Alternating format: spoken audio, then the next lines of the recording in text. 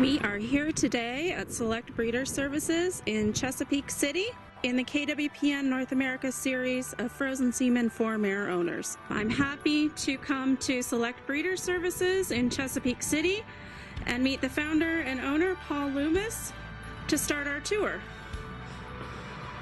Welcome, Natalie, and I look forward to showing you our lab and what we do here at SBS. During the post-thaw analysis, we do culture, as Carly demonstrated earlier. We do culture each of the ejaculates, and what we expect to find from samples submitted from our affiliates and samples frozen in this lab is culture plates. These are now a little over 24 hours old. They should look like this. Those are totally clean culture plates. There's no bacterial growth at all, and I can see on all of these, they're all clean. I can tell you that labs that don't have good hygiene and follow good protocols in terms of cleanliness in the lab, cleanliness of the equipment that they use to collect semen, you're going to have a lot of contamination. Stallion sperm is not sterile, so if you just culture raw stallion sperm, you're going to grow bacteria. There's normal bacteria that live on the stallion's reproductive tract that are not pathogenic, that don't harm mares.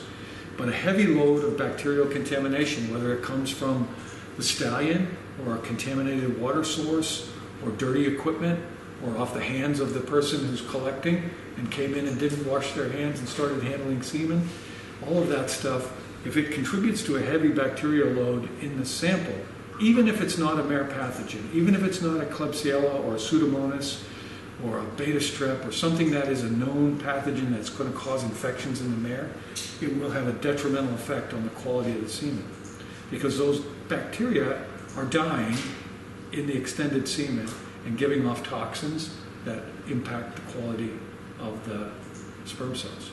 So we do everything we can to minimize any kind of contamination from the environment, from our handling of the semen, from the stallions themselves. We do also have antibiotics in all of the freezing extenders.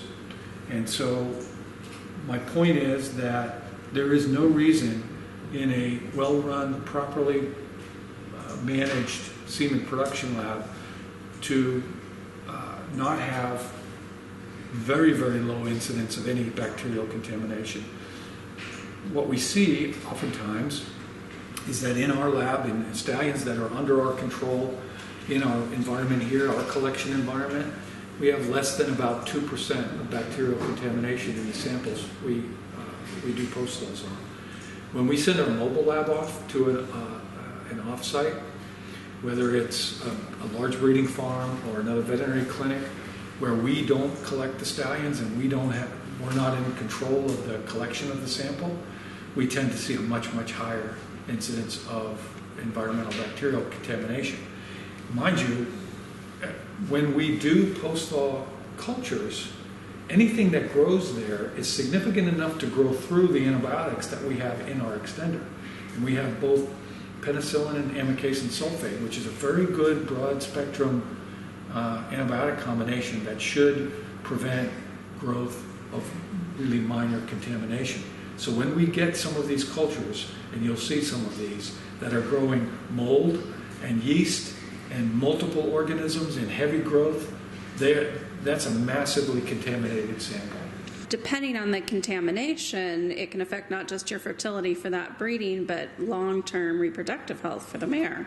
Correct. If you've got mare pathogens, number one, it could cause endometritis in the mare for that cycle that has to be treated and cleaned up. Worse yet is yeast or mold, which could be environmental sources. There's not any mare owner who's ever had a mare with a yeast infection that they've had to try and clean up. You know that it's very, very difficult to clean that mare up, and she may be clinically infertile for a long time as a result.